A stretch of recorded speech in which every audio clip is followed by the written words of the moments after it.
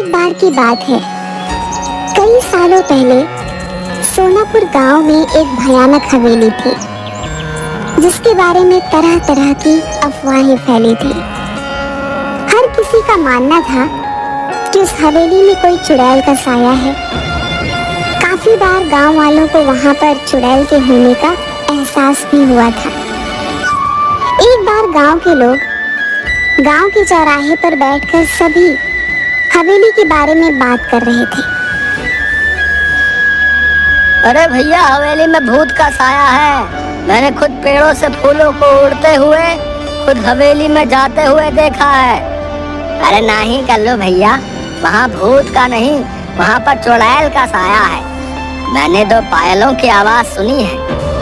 अरे सुनील चचा, भूत चुड़ैल नहीं, वहाँ तो राक्षस है, राक्षस। मैंने देखा, मेरी गाय का दूध अपने आप निकलकर बर्तन में चला गया भैया, और फिर बर्तन हवेली में। बात तो सही है, मैंने भी हंसने की बहुत सी आवाजें सुनी है। जमींदार साहब, आपको हवेली और गांव के बीच में मजबूत दीवार बना देनी चाहिए। कम से कम ये भूत हमारे बच्चों को तो नुकसान नहीं पहुंचाएंगे। न जाने हवेली में भूत है कि चुड़ैल, लेकिन एक बार जब मेरे पति लकड़ियां काट रहे थे तो उनकी कुल्हाड़ी नीचे गिर गई। अचानक कुल्हाड़ी न जाने कैसे उड़ते हुए वापस उनके हाथ में आ गई। मेरी तो डर के मारे जान ही निकल गई थी। हाँ बेटिया, सच कहती हो, वहाँ कोई है जिसने हमारी सहायता की। मेरी पोती तालाब में डूब गई थी। अचानक तेज हवा चली और मेरी बेटी तालाब से उड़ती हुई बाहर आ गई। देखो भाइयों, मेरा बेटा अमेरिका से वापस आ रहा है। कुछ दिनों के बाद वो वापस चला जाएगा। उसे इन सब घटनाओं के बारे में खबर नहीं होनी चाहिए। उसके जाने के बाद मैं ये दीवार पक्की करवा दूंगा। गांव के एक किसान का बेटा भीखू खाद लेने शहर जा रहा था। रास्ता हवेली के सामने से ही गुजरता। जब वह हवेली के आगे से डरता हुआ पहुंचा तो उसने देखा एक सुंदर सी लड़की उसके सामने आकर खड़ी हो गई। तुम कौन हो और यहाँ क्या कर रही हो? तुम्हें नहीं पता ये हवेली भूतिया है? यहाँ रहना खतरे से खाली नहीं। मेरा नाम किरण है, मैं तो यहीं रहती हूँ। हम यहाँ आते जाते हैं, भूत तो नहीं देखा हमने कभी। अच्छा, पर ये तो भूतिया हवेली है, पर लोग कहते हैं यहाँ भयंकर चुड़ैलें रहती हैं। ये सब सुनकर भीखू मन ही मन डरने लगा। उसके दिमाग में यही चल रहा था कि जो कुछ भी आज तक उसने सुना वो सच है या झूठ। तभी किरण बोली, तुम्हें पता है मैं हवेली में ही रहती हूँ। अब ये क्या कह रही हो? पूरा गांव जानता है कि इस हवेली में भूत चुड़ैल रहती है। तुम चुड़ैल भूत जैसी चीजों पर विश्वास रखते हो? मैं फालतू में ही इतना सोच रहा हूँ। ये लड़की होकर भी नहीं डर रही। ये भूत चुड़ैल मन का वहम है, ये सच्चाई थोड़ी ना है। आओ, तुम्हें मैं अपने बाकी लोगों से मिलवाती हूँ। इससे तुम्हारा डर हमेशा के लिए खत्म हो जाएगा। भीखू किरण के पीछे पीछे चलने लगा कि अचानक उसे जोर का धक्का लगा और वह हवेली की पहाड़ी से नीचे गिर गया। गांव वाले तुरंत दौड़ते हुए भीखू के पास आए और पूछने लगे क्या हुआ। तभी भीखू के मुंह से बस ये शब्द निकले, हवेली, लड़की, किरण, हवेली।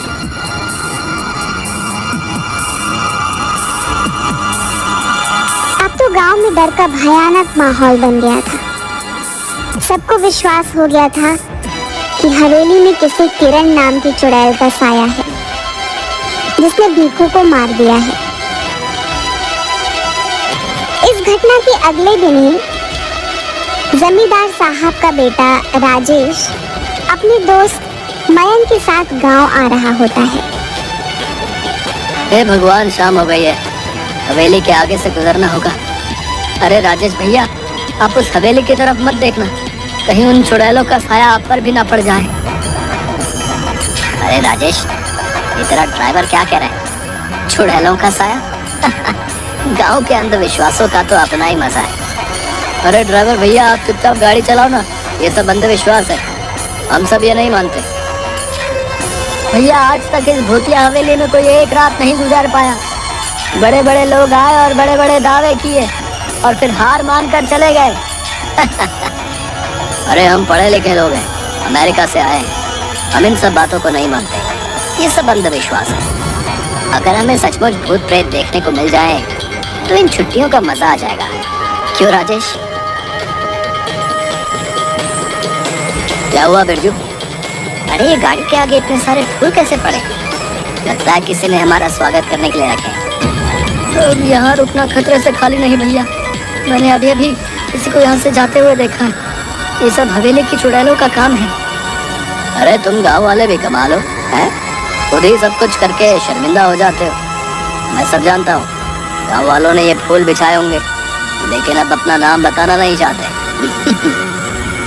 राजेश भैया मैं झूठ नहीं बोला। जब आप हवेली में एक रात बिता लेंगे तो आपकी सोच भी बदल जाएगी। यार बिरजू तुम पहले घर पहुंचाओ, बाद में देखेंगे। अभी तो बहुत जोर से भूख लगी है। मेरे पेट में तो हाथी, चूहे, भूत प्रेत सब दौड़ रहे हैं।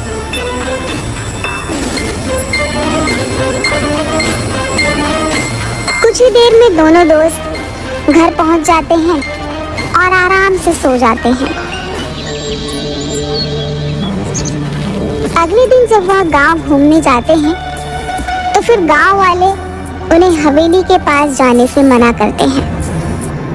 आखिरकार गांव वालों की सोच को बदलने के लिए राजेश और मयंक उस हवेली में एक रात बिताने का फैसला करते हैं। ये मैं क्या सुन रहा हूँ राजेश? तुम हवेली में जाना चाहते हो? अरे तुम्हारा दिमाग तो ठीक है। मैं तुम्हें कभी इसकी आज्ञा नहीं दूंगा। पिताजी हम अमेरिका से पढ़कर आए हैं, हम ऐसे अंधविश्वासों को नहीं मानते। वैसे भी वो हवेली बहुत पुरानी है, हम उसे हेरिटेज होटल बनाना चाहते हैं। करोड़ों की प्रॉपर्टी है। अरे चाचा जी हो सकता है इस हवेली में कुछ लोगों ने कब्जा करने के लिए इस तरह की अफवाहें उड़ाई हों। हम हमेशा के लिए इन सब का समाधान कर देंगे। ठीक है, अगर तुम लोग नहीं मानते तो जाओ, लेकिन अपने साथ 2 गार्ड, बंदूक और सुरक्षा का सारा सामान साथ ले जाओ।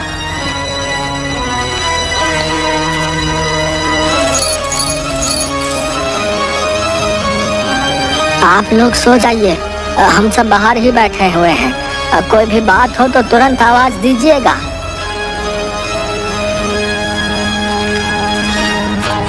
राजेश उठ यार, ये सब क्या हो रहा है?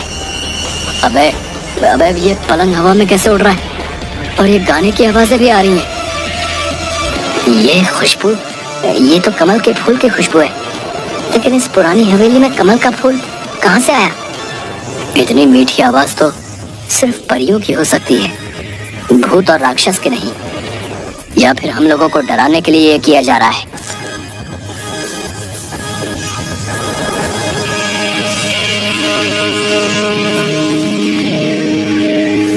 क्या तुमने वही देखा जो मैं देख रहा हूँ? हाँ यार, ये तो सचमुच भूतिया है। नहीं, हम यूं विश्वास नहीं कर सकते।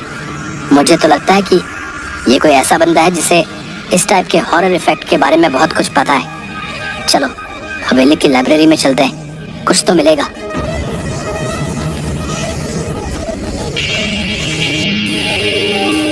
ये किताब दूसरी दुनिया की परियों की है, जो कभी कभी उस दुनिया से इस दुनिया में घूमने आया करती थी।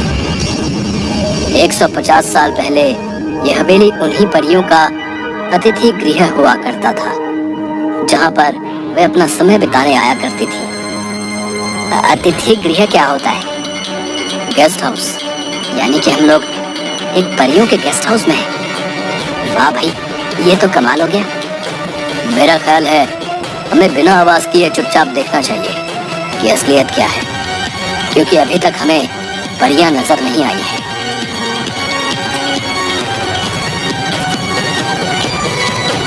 इसके बाद वो परियों का इंतजार करने लगते हैं। तभी अचानक उनके सामने जादुई संगीत बजने लगता है और बहुत सारी परियां सामने प्रकट हो जाती हैं। मैं हुस्न परी हूँ, हमारे घर में आपका स्वागत है मानव मित्रों। हमें खुशी हुई कि तुम हमारे यहाँ आए। आप दोनों तो कितनी अच्छी हो। तो आप लोगों से लोग डरते क्यों हैं? इसका जवाब तो वही दे सकते हैं। क्या तुम दोनों को भूख लगी है? हाँ, भूख तो लगी है। जो खाना लाए थे वो तो कब का खा चुके हैं हम दोनों।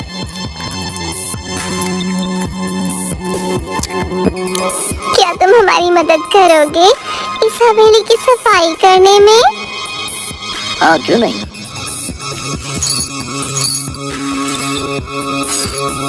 आवाज सुन जब गार्ड धीरज और मुन्ना अंदर आता है तो उसे मयंक और राजेश उड़ते हुए दिखाई देते हैं, पर परियां नहीं दिखाई देती। वो डर कर उन्हें छोड़कर वहां से भाग जाते हैं और जमींदार के पास पहुंचते हैं। जमींदार साहब, गजब हो गया। लगता है राजेश भैया और उनके दोस्त को भूतों ने अपने कब्जे में कर लिया। वो दोनों हवा में उड़ रहे थे। हे भगवान, अब क्या होगा? मेरे बच्चों को प्रेतों ने अपने कब्जे में लिया है। भूतों ने नहीं, चुड़ैल ने किया है, क्योंकि वहाँ से लड़कियों की आवाजें आ रही थी। वो गाना भी गा रही थी। हमने पायलों की आवाज भी सुनी। सभी गांव वाले बुरी तरीके से डर जाते हैं।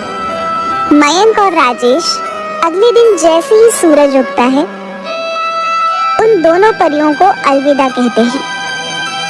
हम पर विश्वास करने के लिए धन्यवाद राजेश और मयंक, लेकिन गांव वाले हम पर भरोसा नहीं करते।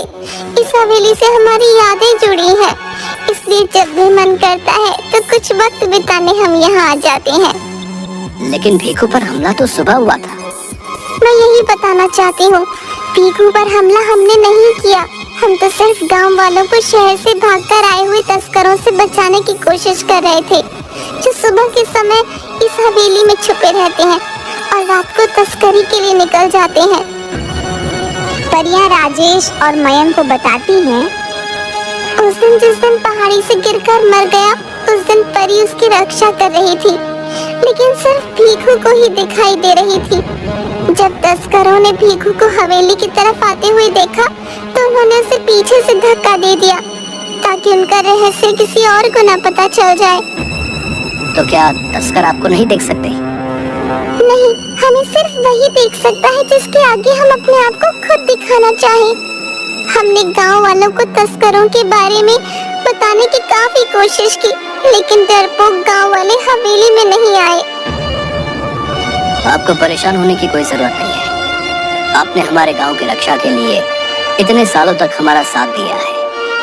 आपकी सच्चाई हम सभी गांव वालों को बताएंगे और हम सभी गांव वालों के साथ अगले हफ्ते दीपावली मनाने यहाँ आएंगे।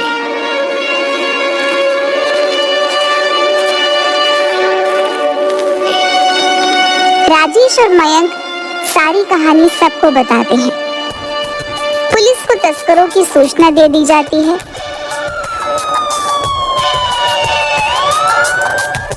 पुलिस छापेमारी करती है और सभी तस्करों को गिरफ्तार कर लेती है। अरे आज तुम सब लोग हत्या चढ़े हो। अब देखो इंस्पेक्टर टोंडे तुम लोगों के साथ क्या करता है। सबके नाक में दम करके रखा था। थानेदार साहब, धन्यवाद वक्त से आने के लिए। आप इन सबको कड़ी से कड़ी सजा दिलवाइएगा। इन्होंने भीखू की हत्या भी की है। अरे ले चलो रे इन सबको गाड़ी में भर के। आप सब गांव वालों को अब इस हवेली से डरने की कोई जरूरत ना है। कुछ ना होते ये भूत प्रेत। समझदार बनो तुम सब राजेश और मयंक की तरह।